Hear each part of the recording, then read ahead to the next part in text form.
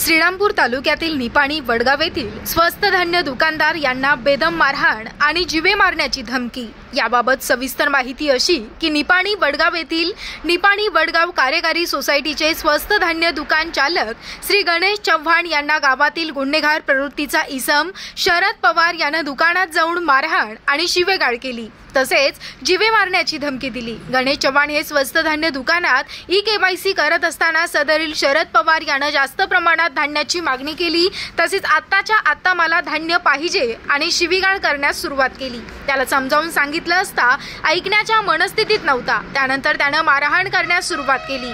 सदरील गुन्हेगारी प्रवृत्तीचा इसमाने गावामध्ये अनेक गुन्हे केलेले आहेत, परंतु पोलीस प्रशासनातील काही अधिकाऱ्यांशी आर्थिक तडजोड करून त्यावर गुन्हे दाखल केले जात नाहीत। त्यामुळे त्याची ही गुन्हेगारी प्रवृत्ती वाढत चालली। गेल्या 3 महिन्यापूर्वी सदरील गुन्हेगारांनी गावातील भर चौकात एका महिलेचा हात पकडून छेडछाड केली होती। या संबंधित पोलीस स्टेशनला तक्रार करून देखील काही पोलिसांनी आर्थिक देवाणघेवाण करून प्रकरण मिटवलं होतं।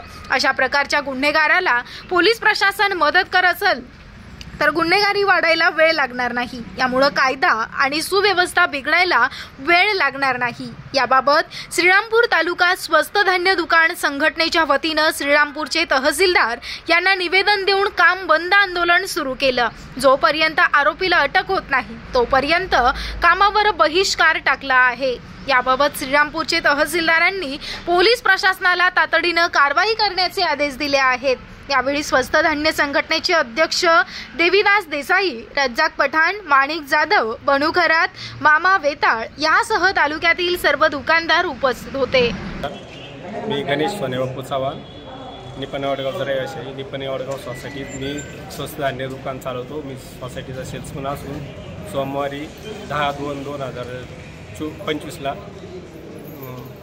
गुन्हेगार शरद किसन पवार हा दुकानात आला व केवायसी चालू असताना त्यांनी मला शिवीगाळ केली व मला मारहाण केली।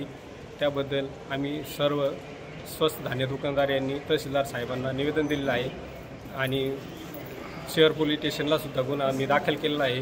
तो त्याच्यावर कठोर कारवाई व्हावी हीच माझी विनंती आहे। धन्यवाद।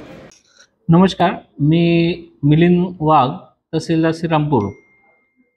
काल दिनांक 9 तारखेला निपाणी वडगाव येथे स्वस्त धान्य दुकानदार यांच्यावर एका इसमाने मारहाण केली। सदर बाब निंदनीय आहे।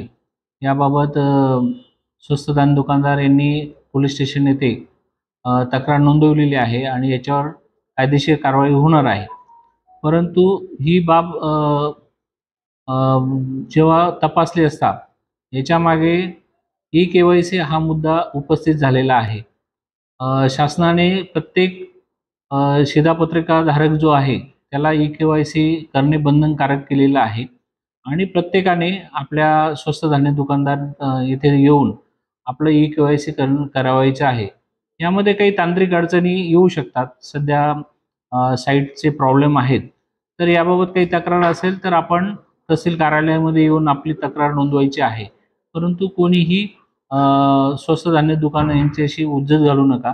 आपलं काही म्हणणं असेल तर आपण प्रेमाने त्यांच्याकडे नमूद करा किंवा तक्रार असेल तर तहसील कार्यालयामध्ये येऊन आपण आपली तक्रार दाखल करा, परंतु भांडण करू नका। परत एकदा मी शासनाच्या वतीने आवाहन करतो की प्रत्येकाने ई-केवायसी करणं बंधनकारक आहे आणि ते आपण करावायचं आहे।